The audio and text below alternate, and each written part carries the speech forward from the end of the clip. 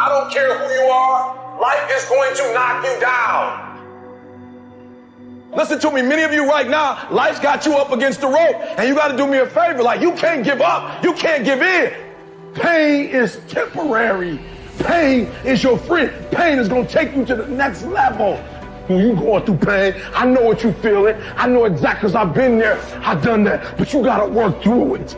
And the reason why most of you are not successful is because every single time stuff not going your way, you give up, you quit, you let go, and people feel weakness. They feel it.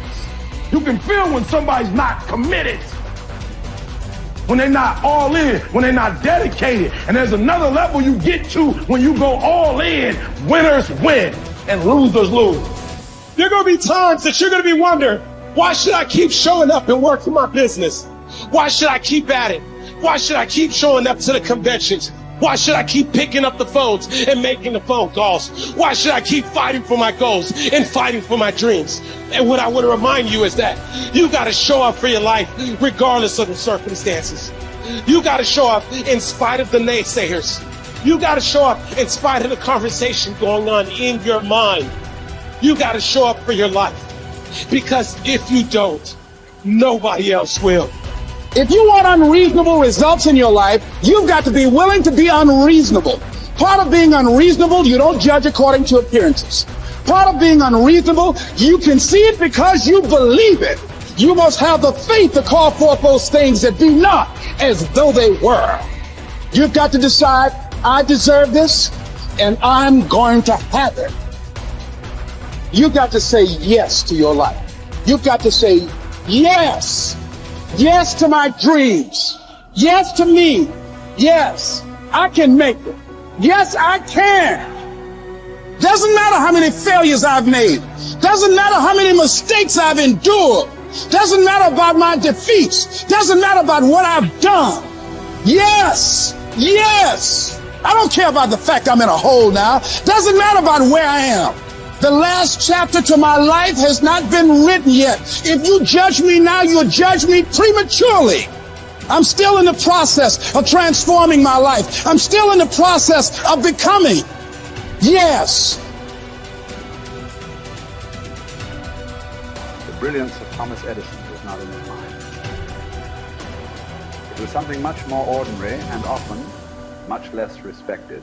I've got no imagination, he once said. I never dream. I've created nothing. If you're someone who doesn't like Edison, you might think that this is Edison admitting to stealing his inventions from other, more brilliant inventors, like Nikola Tesla. Not quite, but he did readily concede that most of the credit belonged to something other than his brain. The genius hangs around his laboratory day and night, Edison said. If anything happens, he's there to catch it. If he wasn't, it might happen just the same.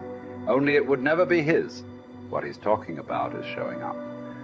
The incredible, underrated power of clocking in every day, putting your ass in the seat, and the luck this seems to inevitably produce. Edison lived in his laboratory and never missed a day. Like Gehrig, even when he was sick, when he was tired, or when visited by tragedy or disaster. The modern conveniences we can trace to his lab then owe far more to his body than his brain, to the compounding power of consistency rather than sheer brilliance. It wasn't about inspiration. It was about getting to work, show up and try. Get on the treadmill, pick up the violin, script out some sequence, reach out to some clients, read some reports, lift a couple weights, jog 1 mile, cross one thing off the to-do list, chase down a lead. It doesn't matter what it is. All aspects of our life benefit from this circumscribed kind of thinking. Just as long as you do something every day, that is the important thing. Show up. When you're tired, when you don't have to, even if you have an excuse, even if you're busy, even if you won't get recognized for it, even if it's been kicking your ass lately, once something is done, you can build on it. Once you get started, momentum can grow.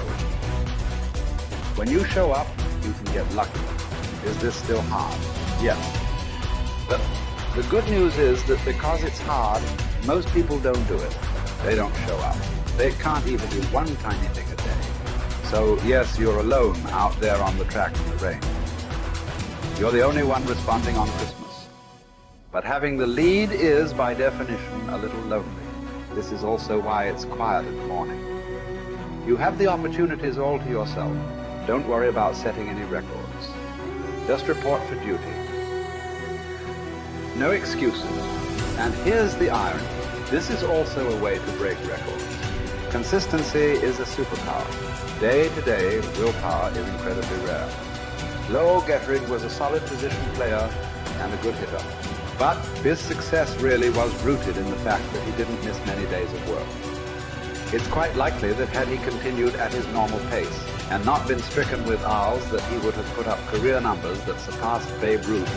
Gettrig wasn't just able to show up despite injuries and fatigue. He also had to push through ennui, doubt, and just plain not feeling it. He had slumps like we all do, but he also understood what they meant. As a minor leaguer, he had struggled at the plate and thought about quitting. The Yankees' owner sent down a scout to walk Gehrig through the very basic math of a batting average. A good hitter hits 300, and hitting 350 is terrific. Hitting 400 is almost unheard of. What does that translate to? Missing on 6 tries out of 10. A hitter can also go days, weeks without touching the ball. That's what the scout told him. The most important thing a young ball player can learn is that he can't be good every day. You don't have to always be amazing. You do always have to show up. What matters is sticking around for the next at-bat. The ability to do that, coupled with the ability to endure what John Steinbeck called dogly days while writing Easter Eve. Those days when everything seems out of whack, when you're just not feeling it, when the distractions won't stop, is the first step to greatness. Literally. You cannot be great without the self-discipline to do that. One thing a day adds up. Each day adds up. But the numbers are only interesting if they accumulate in large quantities.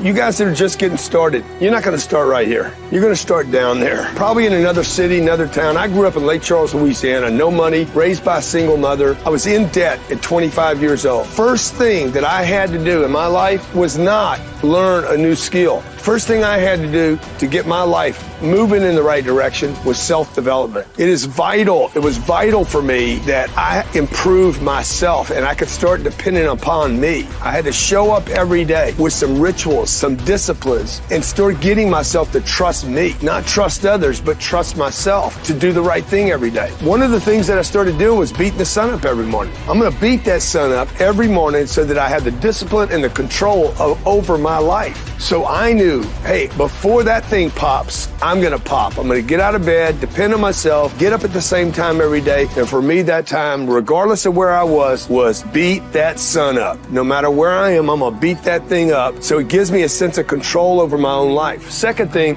I had to start cleaning up my life and my friends and my environment. When I was younger, between 15 and 25, I was doing crazy stuff in my life. Wasting my weekends. I have the saying, weekends are for the weak. I was drinking, fooling around with a bunch of bad things, bad people. At 25 years old, I cleaned it all up. Quit going to those places. Quit hanging out with people that did not have ethics and discipline in their life. I wanted to build something in my life. I wanted to become someone. And to do that, to become someone in the eyes of the world, just beating that sun up every morning gives me the sense of accomplishment that I did what I said I was going to do, that I woke up when I said I would wake up, and I start building respect for myself, start believing in myself so that I can go out into the world. And maybe today when I go into this meeting that I'm dressed for, they'll believe in me as much as I believe in me, and that'll show up in a contract, a deal, maybe even some money.